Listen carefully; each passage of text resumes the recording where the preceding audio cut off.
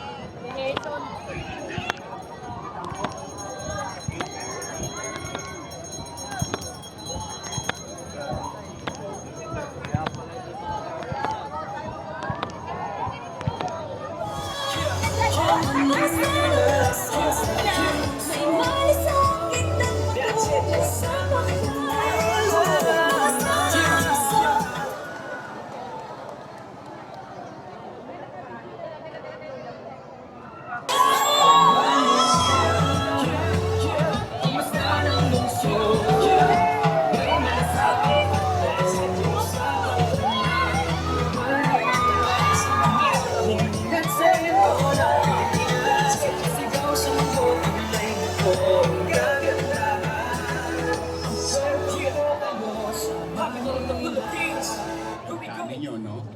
Yung matagal na hindi nagagamit ng mga kabataan, ng mga apo nyo, ng mga anak ninyo, nabawi na natin, inayos, o maliwalas, para maibalik sa mga anak at apo ninyo na may laruan sila sa Baseco.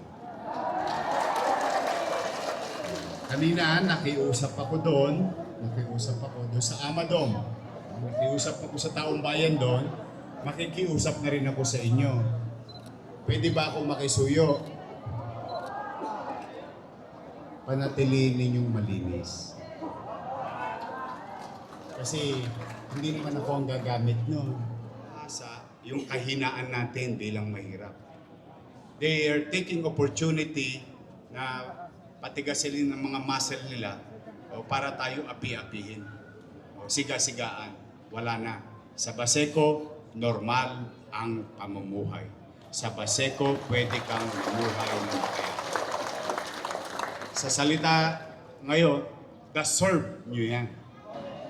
Sabi ng mga akla, deserve nyo yan. Kaya magbubuti pa ako, sarili kayo ospital. Next year, ano na yan? Fully functional. Napasa na yung ordinansa ng mga konsihal para sa doktor, nurses, lahat. So, after the DBM, ma-aprobahan yun, mag-hire na tayo. Yung x-ray ninyo, napondohan ko na 3 weeks ago. May sarili kayo. Mga gamit. Ano yan, talagang unti-unti ko yan. Hindi ako titig. For the meantime, may doktor, may gamot. Pag wala akong maibigay ng gamot sa inyo, bibigay ko sa inyo, Kispirin.